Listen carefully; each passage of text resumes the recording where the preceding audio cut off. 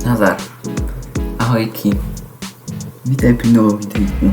Takže všetko je môj názor, hej. Áno.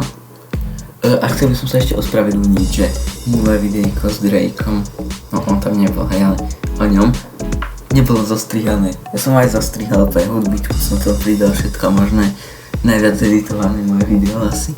Ale proste toto, mi sa to neuložilo, tak omylom som uploadol ešte hento a už to tam nechám, vieš čo.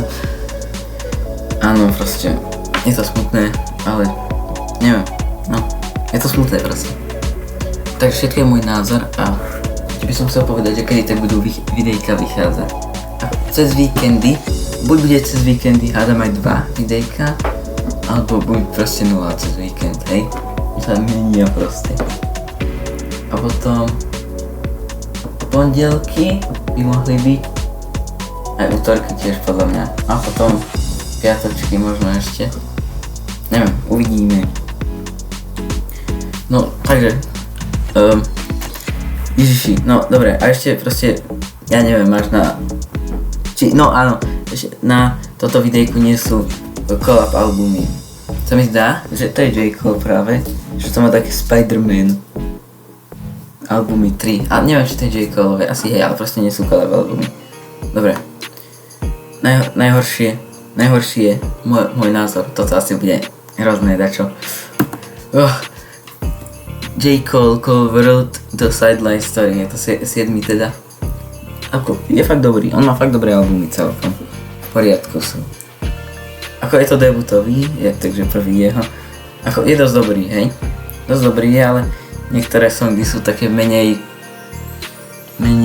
neviem, také zrelé menej mi prídu. Takže jeho nové projekty sú proste lepšie. Neviem, tak to tu máš, je to dobré. Mne sa páči, jak to tu ešte dal, že toto, že strong language, vidíš to? Pekné to je, že? Dobre, 6. miesto. Narodení hriešník, takže Born Sinner, to je 6. Hej, takú fotku tu máš toho. Určite to je môj album, nezobral som to tak kde z eBay a tú fotku, lebo na Google nebola. Akože je fakt dobrý, tento je už dobrý, hej? Ako všetky sú dobré, hej, ale ukazuje proste, že už sa zlepšil o dosť. Ale ako sú aj lepšie. Sú aj lepšie proste. No tak, no. A chcel by som ešte podotknúť, že som to fakt zmenil, akože, to poradie. Ako to je celkovo, tak to je úplne pomenené. Ako nie úplne, ako zostal prispôsobil aj svetu trocha, ale dobre. 5. miesto je jeho najnovší Might Delete Later. Tomu aj nemám čo také povedať proste. Vypočul som si ho asi 2-krát. Ako dobrý je, ale nie je moc obľúbený. Také zmiešané ohlasy sú. Takomu sa páči, takomu nie. A ešte ti poviem príbeh o takej songe, čo tam je. Určite si to počul podľa mňa, hej, ale My 7 Minute Drill. To bol diss na Kendricka a on to potom zmazal. Dobre, že?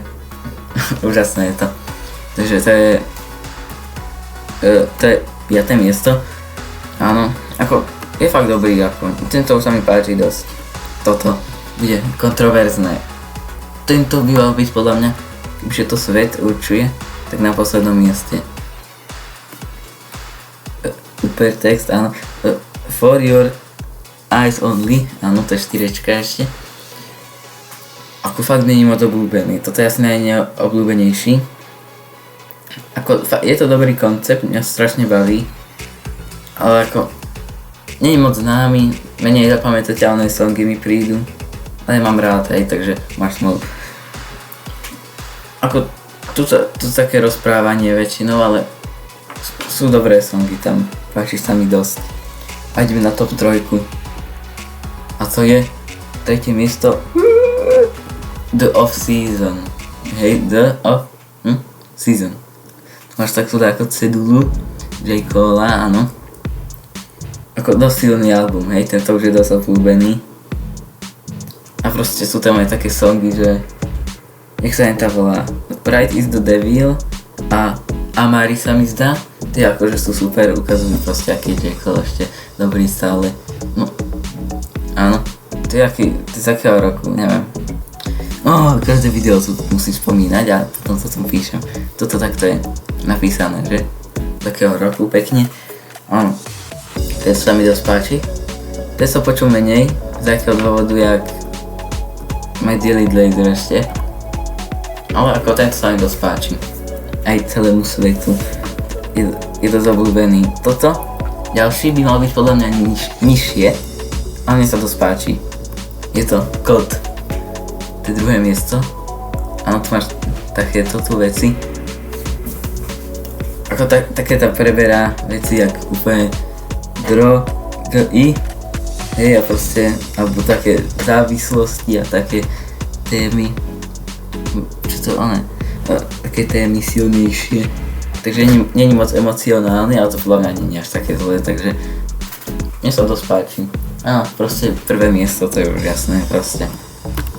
4-3, ale nie je to už tu, haha, prvé miesto.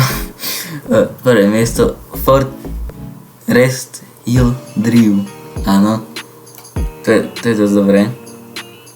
To má proste ako, je to jeho najlepší, hej, proste, dostal pochvalu ten album proste od celého sveta. Jedna songa, jak sa volá? No Role Models, tak to sa mi zdá, že vyhrala aj také Rap Song of the Year v 2015. Ako, máš tam dosť dobré songy, máš tam jak sa jej tá volá? Tuto máš napísané. Čo som myslel. Potom, ako dosť máš dobré songy, môj asi najobľúbenejšie od neho tiež, takže určite je to dobrá voľba. A toto už je koniec, takže ešte keď sme pri tom. Nedáš mi odber, akože.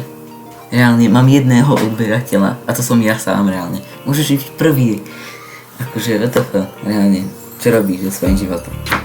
A ešte by som chcel podotknúť, že Twitterík, kde oznamujem, že videjka vychádzajú také. Na Twitteri proste, to na profile. Tam choď hodiť follow, vieš čo. A ešte playlistik si môžeš pozrieť. Môj, updateujem ho skoro každý deň, vieš čo. A daj mi ten odber už. Môžeš byť prvý môj odberateľ. Ťa to nebaví? Pozeráš na to, tak čo? Dobre. Maj sa krásne. Ešte by som chcel vydať také videjka, že hodnotím albumy od najhoršieho po najlepšie A$AP Rockyho. To už mám. Ten list urobený, ešte to natočiť stačí. Potom majú top 25 reperov obľúbených, najobľúbenejších a ešte možno nová séria, že hodnotím album covere nejakých reperov, chápeš? To vydám ako skoro, v bližšom čase, chápeš proste, dobre.